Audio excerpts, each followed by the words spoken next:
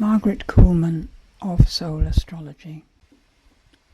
This new moon is particularly powerful due to the trine to Pluto in Capricorn, and emphasized by both those corners being trine to Jupiter in Virgo. Both Pluto and Jupiter are retrograde in the chart, although Jupiter goes direct on the 9th of May. Trines indicate, generally speaking, planets in the same element, unless at the very end or beginning of signs when they might be out of element. So there's an automatic, easy flow between them, all working in the same field, as it were. They don't hinder or interrupt each other. So the new moon is pointing at the transformation that has been going on the physical level in all our lives, asking us to pay attention to it because it's properly underway at present. And Jupiter emphasizing this whole movement, beautifully supporting and encouraging the changes to be made. In Virgo, even suggesting to us how we might make those changes. The only difficulty might be that we could find ourselves focused intensely on too many details. So there is always a call to step back a bit, but not too far. If we distance ourselves too far, according to that position of Uranus in Aries, we might separate ourselves totally from the process. Mercury is very close to the Sun and Moon, also connecting to Jupiter and Pluto. So these are changes that we will understand, and Mercury too is retrograde at that point and for the whole first half of this month. So the movement seems to be about stuff that's happened before.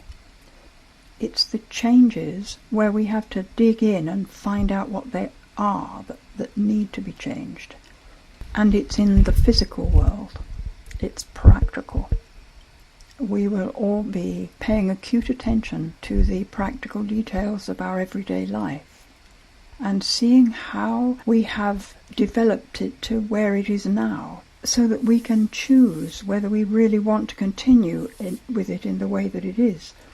The suggestion here is that we may have gone a little off course and we need to make a course correction. But without that we look inward and into the past, we can't quite see what that correction might be. Because all three of those planets, Mercury, Pluto and Jupiter, are all retrograde, there is a definite indication that we may have to look a long way back and not get caught up in the details of what we find. Jupiter is opposite Neptune, so our tendency could be to just get confused with the details. But the suggestion there is also that we ask our inner guidance and anyone else in our lives who can give us the more spiritual level of our circumstances and our past. It's as though, as we know, the spirit is only in the present moment. So all this going back and digging is not to take us away from where we are now. It's all to be examined from the present standpoint. And also bearing in mind that most of what's gone before in our personal lives is purely memory, which may or may not be accurate.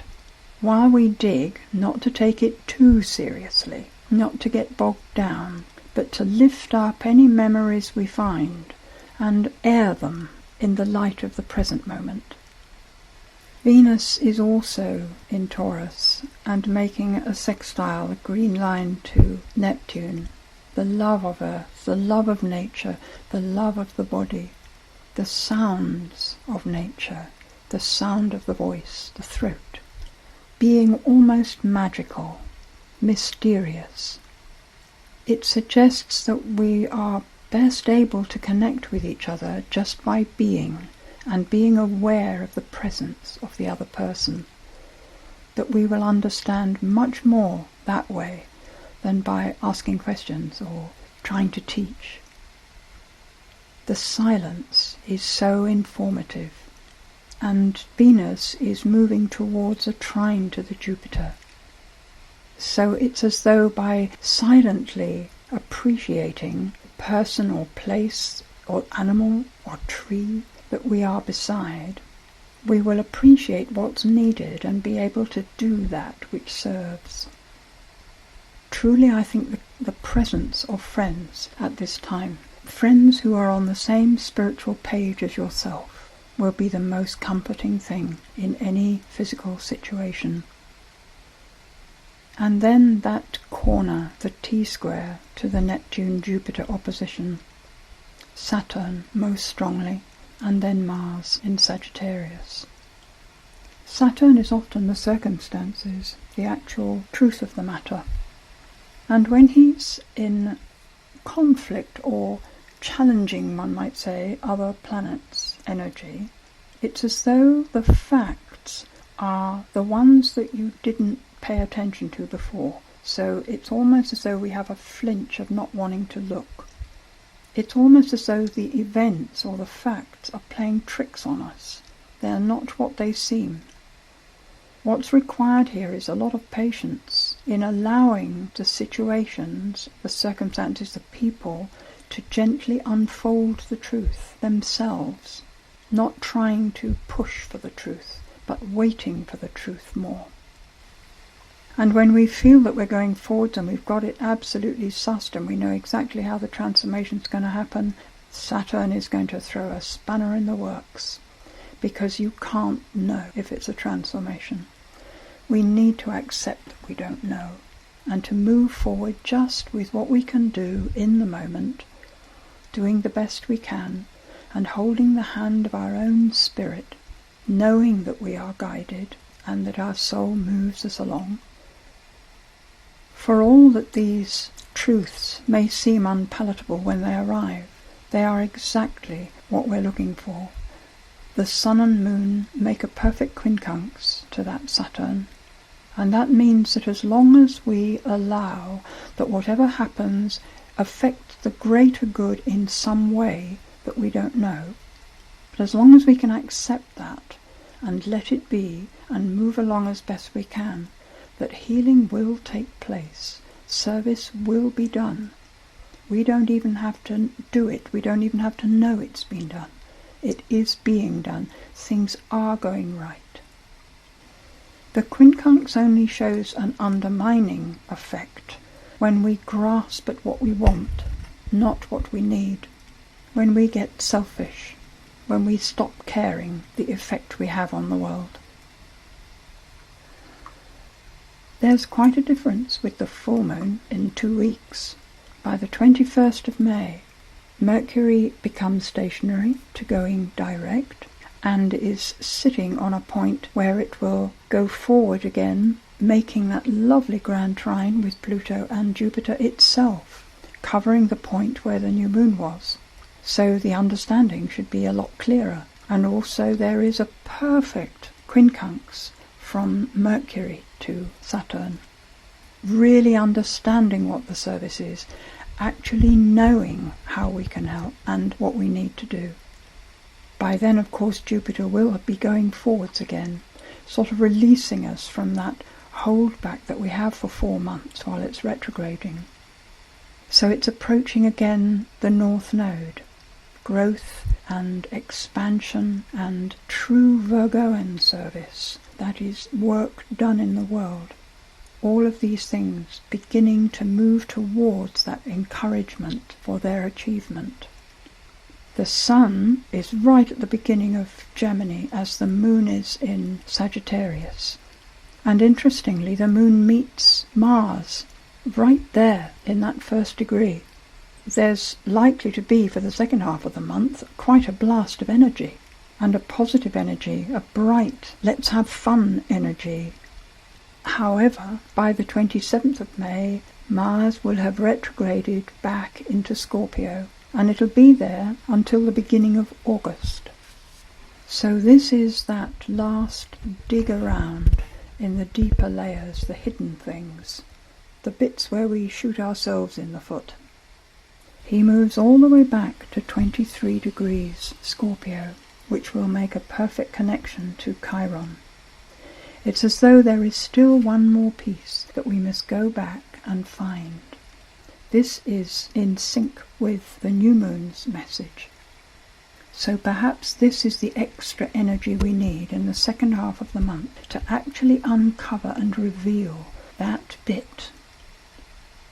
Beautifully, Venus is sextiling Chiron in this chart, suggesting that it's all handled with love, and almost at the same time as Mars goes into Scorpio, so that's the 26th, 27th of May, that square red line here between Jupiter and Saturn culminates. The square will be exact at the time Mars goes back. So possibly this vacillating between growth and hold-up, the spanner in the works just when we're progressing, and trying to walk in two directions at once, perhaps all that will fade away and our progress become a little smoother. The square between Saturn and Neptune, however, does not complete until the middle of June. So we do need to watch out about being over-influenced, perhaps, by other people's fear and negativity. The amount of that around is enormous. We know not to add to it, but it's also important not to let it in. So whatever positives you can find, however you support yourself, pay it attention. And it's not just people, it's the media. And it's misinformation. It's information that is only partially true, which is most information really. It's drawing our attention to our need to always suspend final judgment. Now that sounds like we never make a judgment, and in a way that's true. We can only ever go with what we have at the time, and rather than thinking that you can't move forward because it might not be true, you move, but gently and tentatively, so that you are always prepared to put in the extra bits of information as they come. Discard the ones as you go along that seem to be inaccurate. So we have until the middle of June to be working with that one. So hang in there. Transformation is at work, and it's working on the material level, which is perhaps the most obviously hard to deal with. What Taurus gives us is the tenacity, the steadiness, the step-by-step determination to progress. Organic growth. The material world. Diet. Enjoy your food. Exercise. Love your body. Pets. Respect and care for animals. Plants. Drink in the colours. Trees.